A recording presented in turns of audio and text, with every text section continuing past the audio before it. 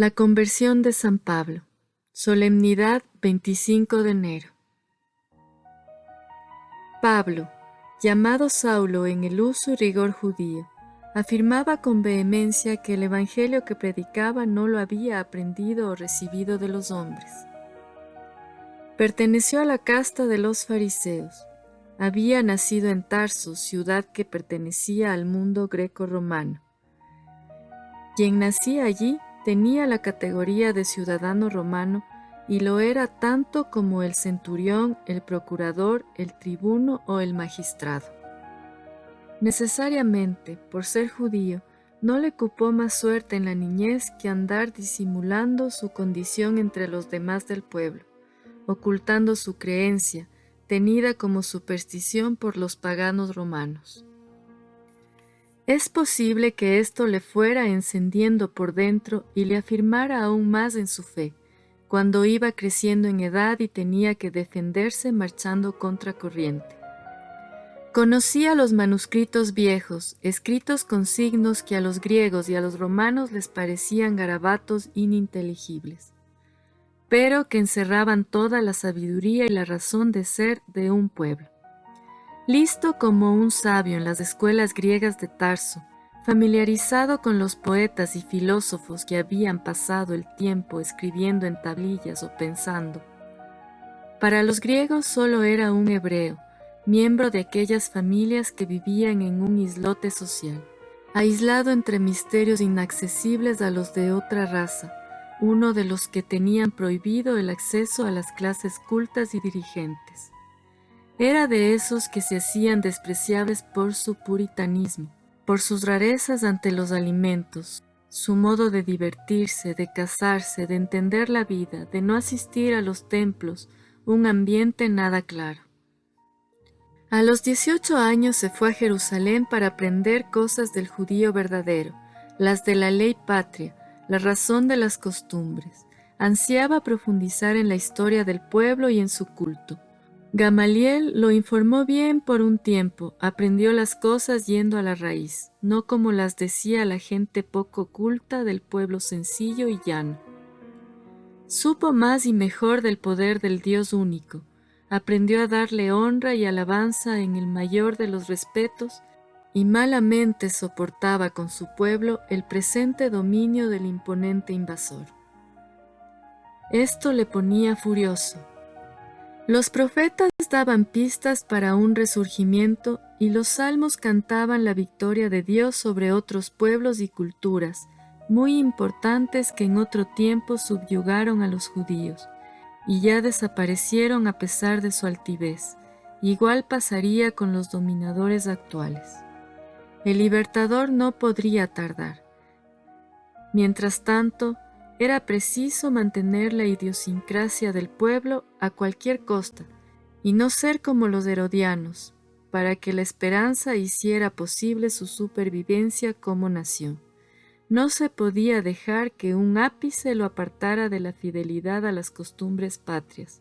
Eso le hizo celoso. Y mira por dónde aquella herejía estaba estropeando todo lo que necesitaba el pueblo. Locos estaban adorando a un hombre y crucificado.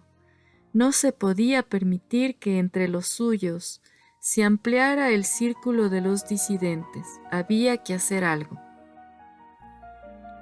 No pasaban, sino las noticias decían que estaban por todas partes, como si se diera una metástasis generalizada de un cáncer nacional. Hacía años que ya estuvo, colaborando como pudo, en la lapidación de uno de aquellos visionarios listos, serviciales, piadosos y caritativos, pero que hacían mucho daño al alto estamento oficial judío. Fue cuando lo apedrearon, por blasfemo, a las afueras de Jerusalén, y lastimosamente él solo pudo guardar los mantos de los que lo lapidaron. Hasta le parecía recordar aún su nombre, Esteban. Su conversión fue en un día insospechado. Nada propiciaba aquel cambio. Precisamente llevaba cartas de recomendación de los judíos de Jerusalén para los de Damasco. Quería poner entre rejas a los cristianos que encontrara. Hasta allí se extendía la autoridad de los sumos sacerdotes y principales fariseos. Como eran costumbres de religión, los romanos las reconocían sin hacerles negativas. Saulo guiaba una comitiva no guerrera, pero sí muy activa, casi furiosa, impaciente por cumplir bien una misión que suponían agradable a Dios, y purga necesaria para la estabilidad de los judíos y para proteger la pureza de las tradiciones que recibieron los padres. Aquello parecía la avanzada de un ejército en orden de batalla, con el repiqueteo de las herraduras en las pezuñas de las monturas sobre el duro suelo de roca ante Damasco, donde caracoloqueaban los caballos. Llevaban ya varios días de caminata, se daban por bien empleados y la gestión terminaba con éxito. Iba Saulo, respirando amenazas de muerte contra los discípulos del Señor. En su interior había buena dosis de saña.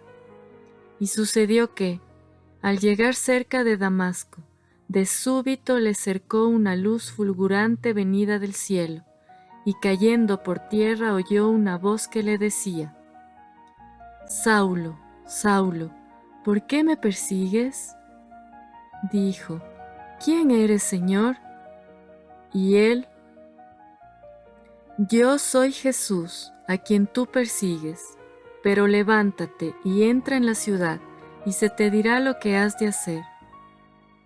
Y los hombres que le acompañaban se habían detenido mudos de espanto, oyendo la voz, pero sin ver a nadie. Se levantó Saulo del suelo, y abiertos los ojos nada veía, y llevándole de la mano lo introdujeron en Damasco, y estuvo 3 días sin ver y no comió ni bebió. Hechos 9, 3 al 9. Pasó 3 días sin ver, sin comer y sin beber. Había en Damasco un discípulo llamado Ananías. El Señor le dijo en una visión: «Ananías». Él respondió: «Aquí estoy, Señor». Y el Señor: «Levántate y vete a la calle recta, y pregunta en casa de Judas por uno de Tarso llamado Saulo. Mira, está en oración, y ha visto que un hombre llamado Ananías entraba, y le imponía las manos para devolverle la vista». Respondió Ananías: «Señor, he oído a muchos hablar de ese hombre, y de los muchos males que ha causado a tus santos en Jerusalén, y que está aquí con poderes de los sumos sacerdotes para apresar a todos los que invocan tu nombre». El Señor le contestó: «Vete, pues este me es un instrumento de elección que lleve mi nombre ante los gentiles, los reyes y los hijos de Israel. Yo le mostraré todo lo que tendrá que padecer por mi nombre». Fue Ananías, entró en la casa, le impuso las manos y le dijo: «Saúl, hermano, me ha enviado a ti el Señor Jesús, el que se te apareció en el camino por donde venías, para que recobres la vista y seas lleno del Espíritu Santo». Al instante cayeron de sus ojos unas como escamas, y recobró la vista. Se levantó y fue bautizado. Tomó alimento y recobró las fuerzas. Estuvo algunos días con los discípulos de Damasco, y enseguida se puso a predicar a Jesús en las sinagogas, que él era el Hijo de Dios. 3 días para asimilar su derrota y hacerse cargo en su interior de lo que había pasado, y luego el bautismo. Un cambio de vida, cambio de obras, cambio de pensamiento, de ideales y proyectos. Su carácter apasionado tomará el rumbo ahora marcado sin trabas humanas posibles. Su rendición fue sin condiciones, y con el afán de llevar a su pueblo primero y al mundo entero luego la alegría del amor de Dios manifestado en Cristo.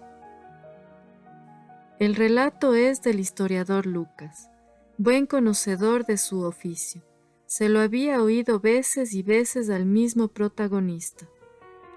No hay duda, vio él mismo al resucitado, y lo dirá más veces y muy en serio a los de Corinto. Por ello fue capaz de sufrir naufragios en el mar y persecuciones en la tierra, y azotes, y hambre, y cárcel, y humillaciones y críticas, y juicios y muerte de espada. Por ello hizo viajes por todo el imperio, recorriéndolo de extremo a extremo. Y no creas que se lamentaba, le ilusionaba hacerlo porque sabía que en él era mandato más que ruego. El dolor y sufrimiento más bien los tuvo como credenciales, y las heridas de su cuerpo las pensaba como garantía de la victoria final en fidelidad ansiada.